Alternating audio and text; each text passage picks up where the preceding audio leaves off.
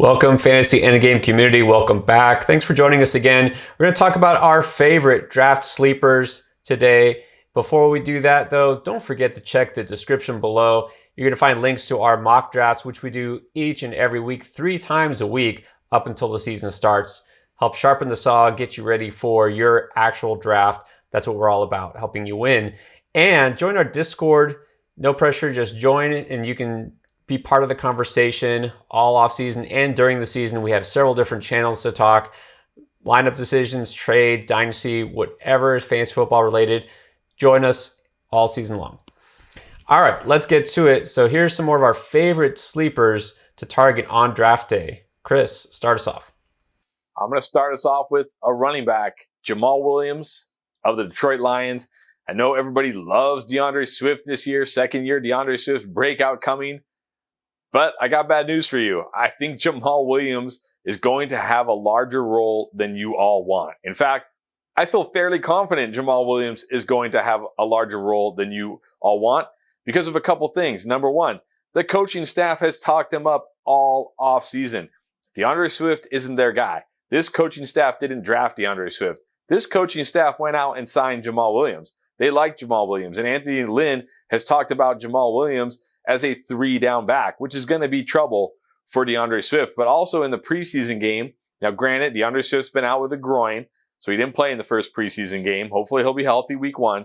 But in that game, Jamal Williams got all the run with the starters at running back. There were no other running back was mixed in with him with the starters. That tells you all you need to know. That tells you that Jamal Williams has that role cemented. Now, sure, I'm not saying he's going to be the starter, and I'm not saying he's going to get more touches than DeAndre Swift. That's why he's a sleeper. I'm saying he's going to get more touches than you think he's going to get, and he's going to have more weekly value than you think he's going to have. And if something were to happen to DeAndre Swift, his value will really go up. Now, I know it's the Lions. It's not a great offense. I wish he was in a better offense, but still, somebody's got to touch the ball. Somebody's got to catch the passes. I think Jamal Williams has a bigger role than people expect this year. I think he has tons of value. He's a great draft day sleeper. And like I said, if something were to happen to Swift, which already has, Jamal Williams' value will go way up. I was going to say it's already happening with Swift. He's been held out, hasn't played a lot at all through the preseason and been held out of training camp. So he's behind the 8 ball already. So every season is a new season, right? And every coaching staff has its own guys that they trust. So speaking of which, the Falcons are now Julio-less. There's no Julio Jones there. Someone's got to fill that void. That's a lot of targets that are going to be vacated. And who is that going to be? It's going to be Russell Gage. It already has been Russell Gage to some extent. He's a guy who worked a lot out of the slot last year in 3 receiver sets and saw an uptick in targets when Julio Jones was out of the lineup, which was basically half the season. So there's someone who's still developing. Let's not forget, didn't even play receiver really until the final year. When he was in college, he was a defensive back. He's a guy who learned to play receiver and now has grown into the position. And he has jumped up each season by 20 plus receiving yards per game. And he's going to do it again, which would put him at about 70. And if that's the case, he actually could be a top 25 fantasy wide receiver. That's definitely somebody you are okay having as your wide receiver 3. And yet he's being drafted as like the wide receiver 70. So absolute steal, but also a big sleeper because nobody's on Russell Gage, right? Not a big name coming out of college, not a big free agent signing. He's just still there in Atlanta, but he's going to probably be their number 2 target behind Calvin Ridley. So I think big things are in store for Gage and definitely somebody I'm targeting in a lot of my drafts. All right, let's keep going. Chris, who's your next sleeper? Yeah, he's not a sleeper by name, but people are sleeping on him this year, and that's Evan Engram, tight end of the Giants.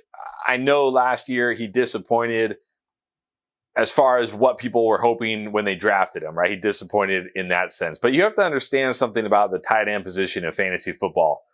The difference between, if you admit that or accept that Kelsey, Waller, and Kittle are the kind of big 3, the difference between tight end 4 and tight end 15 is almost nothing. In fact, it was barely 2 points per game last year. Tight end 4, Logan Thomas, averaged just over 11 points per game, and tight end 15, who was Evan Engram, averaged 8.8 points per game. So you're talking barely over 2 points per game. It's not a significant difference. And a lot of times, all it really comes down to is touchdowns, because Evan Ingram had over 100 targets last year. He had 69 catches. I think he had the 6th most yards among tight ends. He just didn't score any touchdowns. He only had 1 touchdown. Now, I get it. Daniel Jones is terrible, and he's not going to throw for 35 or 40 touchdowns. But I also don't think he's going to throw for just 11 again, right? That's ridiculously low. I could see him pushing 25 touchdowns, which is still pretty low for NFL standards for a guy who starts every game in the NFL. And if Evan Ingram can get, 4 or 5 of those over what he got last year, that's going to bump him up into a top 10 tight end for sure, and potentially a top 5 tight end. In fact, if he had scored 6 touchdowns last year instead of 1, he would have outscored Mark Andrews as far as tight ends go. So that's how razor thin this position is. And Evan Ingram is a guy who in typical 10, 12 team leagues isn't even being drafted. And he's a guy, if you just wait on tight end, if you punt the position, which you should, if you don't get one of those early tight ends, you should just punt. It's been proven that that's the best way to do it. He's a guy you can get with your last pick completely free. And again, he has top 10, top 5 upside at the position. So maybe not a sleeper by name, but he's being slept on this year. So I'm considering him a sleeper. Yeah, it's hard to believe after that rookie season where it looked like he might be one of the best tight ends in the league for years to come, but now he's not even getting drafted a lot of places. I think those drops late in the year kind of soured a lot of people on him, but it's a new year. All right, so my next receiver, go a little deeper here and go to Denver. No, I'm not calling Jerry Jeudy a sleeper. He was a first-round pick. I think we know who he is. Let's go even deeper. KJ Hamler. Let's not forget, he was a second-round pick. This is a guy who came out of Penn State, was productive, a very speedy receiver, has all the measurables you like. And now we've just forgotten he exists because, well, last year, Denver's offense was pretty non-existent, especially the passing game. Well, this is a new year. Cortland Sutton is back, and Jerry Jeudy is still there. So you think that's not good, but, the more threats that a quarterback has, the better for the passing game. And the fact that he's got 2 quality receivers might open things up for Hamler as a deep threat. This is a guy who in the first preseason game, I know it's preseason, but still, first preseason game, went over 100 yards with a touchdown, flashed that speed. He has that home run ability. Okay, so this is a guy that we were high on early last year and just things didn't work out. He was also banged up a little bit, had some injuries, but I really feel if Drew Lock can take that step forward, then this passing offense could look very different than it did last year. And Hamler's a guy to not forget about. He doesn't have to be drafted in your typical redraft 12-team leagues, but is a guy definitely to keep an eye on, especially he busted a couple of big plays early in the season. He's going to become a hot waiver wire ad. So definitely keep your eye on Hamler this year. All right, let's keep going. Chris, give me another sleeper that you got your eye on. Yeah, this is another big play home run guy, and that's Marquez Callaway. With Michael Thomas, with all the drama of the offseason, the not returning the phone calls, waiting to get surgery until June, everybody ran out to add Traquan Smith, right? Just assuming Traquan Smith is going to be the guy. But don't sleep on Marquez Callaway, who he's got a lot of potential, right? Rookie last year, didn't really get to play a whole lot, but he's got that potential. And we've already seen Traquan Smith is missing practices, missing games with injury. That's been a big thing for him, right? Trying to stay healthy, stay on the field. And I don't know if you caught that first preseason game, but Taysom Hill started and Marquez Callaway started. And on that first drive, he had 3 catches for 61 yards. That's the kind of upside we're talking about here with Marquez Callaway. This is a guy I would be looking to target not only late in your season-long drafts, but also if you're in any kind of dynasty format and he's still out there on the waivers, or if you're in a dynasty startup and you're getting towards the end of your draft, he's a guy I'd absolutely be looking at because, look, I know Sean Payton came out and said, oh, everything's fine with us on Michael Thomas, but we've heard that before. We don't know if that's true. We don't know, is Michael Thomas going to be on the Saints this year, next year? We don't know. Is he even going to play this year? We don't know. So Marquez Callaway has all the opportunity he could want this year. I think he takes it and runs with it. And going into next year, he's no longer a sleeper. He's a guy everybody's targeting. Yeah, and I know this isn't busts or sleepers, but I'm not touching Michael Thomas with a 6-foot pylon. There's no way. Callaway, definitely the receiver. If you want to Saints receivers, the receiver to have. And staying in the division, realizing now I have 2 Falcons in the same segment. That's okay because, that's a team that's being slept on because Well, again, without Julio Jones, really a team that's kind of been, down on the dumps the last couple of years. Not a lot expected from them, especially their offense, because they didn't really make a big addition to that offense.